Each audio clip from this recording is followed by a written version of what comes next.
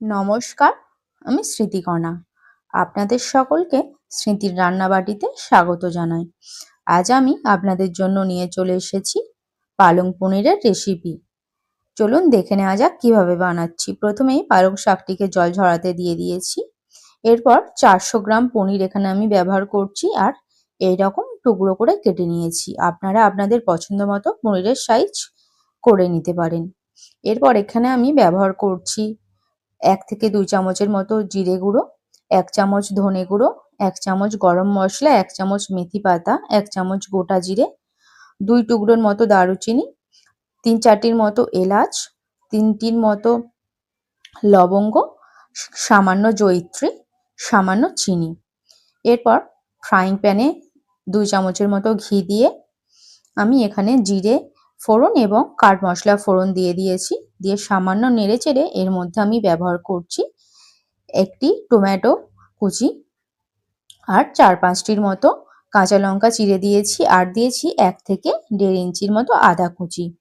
সামান্য নেড়েচেড়ে এর মধ্যে আমি সেই চিনিটি ব্যবহার করছি আর এর মধ্যে আমি সামান্য লবণও দিয়ে দিয়েছিলাম যাতে সুন্দরভাবে এটি ভাজা হয়ে যায়। যখন দেখব এটি ভালোভাবে ভাজা হয়ে গিয়েছে এর মধ্যে আমরা দিয়ে দেব জল ঝরাতে দেওয়া সেই পালং শাকগুলি। এরপর ফ্রাইং প্যানে পালং শাকগুলি দিয়ে আমরা ঢাকনা দিয়ে দেব সেদ্ধ হতে। এই ক্ষেত্রে আমি কোনো জল ব্যবহার করছি না। এই শাকের জল বেরোবে, এই জলেতে শাকটি সেদ্ধ হয়ে যাবে। দেখতেই পাচ্ছেন শাক থেকে কতটা পরিমাণে জল বেরিয়েছে। আপনারাও এই ক্ষেত্রে জল ব্যবহার করবেন না। এরপর শাকটি সেদ্ধ করে নিয়ে আমরা এটি ঠান্ডা হতে সময় দেব। গরম অবস্থায় এটিকে মিক্সিতে দেবেন না, ঠান্ডা হওয়ার পরেই দেবেন। এরপর এর মধ্যে আমি সামান্য ধনেপাতাও ব্যবহার করেছি পালং শাকের যে পেস্টটি বানাবো সেই ক্ষেত্রে।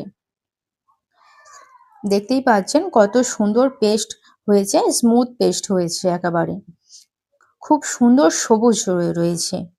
এরপর ফ্রাইং প্যানের মধ্যে আমি সামান্য তেল নিয়েছি।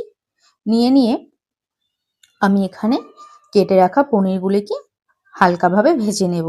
এক্ষেত্রে আমরা গ্যাসের ফ্লেমটি মিডিয়ামে রাখবো। আপনারা যারা চাইছেন পনির ভাজবেন না, নাও ভাজতে পারেন, ডাইরেক্ট পালং শাকের গ্রেভির মধ্যেও দিয়ে দিতে পারেন। খুব কড়াভাবে এখানে পনিরটি ভাজবেন না। এরপর সেই ফ্রাইং প্যানের মধ্যে আমরা পালং শাকের পেস্টটি দিয়ে দেব। তারপর দিয়ে দেব সামান্য পরিমাণে জল। এখানে পেস্টটি আমরা 3-4 মিনিটের মতো নেড়েচেড়ে ফুটিয়ে নেব। ঢাকনা দিয়ে আমরা ফোটাবো, নইলে চারিপাশে ছিটকে যেতে পারে। আপনাদের যদি প্রয়োজন হয় সেক্ষেত্রে বেশি জল ব্যবহার করতে পারেন, নইলে খুব একটি বেশি জল ব্যবহার করার প্রয়োজন নেই। দেখতেই পাচ্ছেন আমি খুব বেশি জল কিন্তু এখানে ব্যবহার করিনি, যেহেতু রুটি বা পরোটার সঙ্গে এটি একদম আদর্শ খাবার, সেই জন্য খুব জল ব্যবহার করার দরকার পড়ে না। এরপর আমি এখানে জিরে গুঁড়ো, ধনে গুঁড়ো, তারপর গুঁড়ো লঙ্কা গুঁড়ো, হলুদ, গরম মশলা একে একে সব মশলাগুলি দিয়ে দিচ্ছি। দিয়ে তা ভালোভাবে নেড়েচেড়ে মিশিয়ে নেব। আর এখানে মেথি পাতাটি আমরা পরে ব্যবহার করব।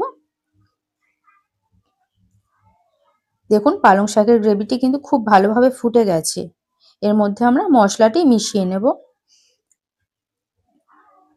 মশলাটি যখন খুব ভালোভাবে ফুটে যাবে সেই মুহূর্তে আমরা ভেজে রাখা পনিরের টুকরোগুলিকে দিয়ে দেব। দিয়ে ভালোভাবে মিশিয়ে নেব। মিশিয়ে নিয়ে আমরা 3-4 মিনিটের মতো ফুটিয়ে নেব।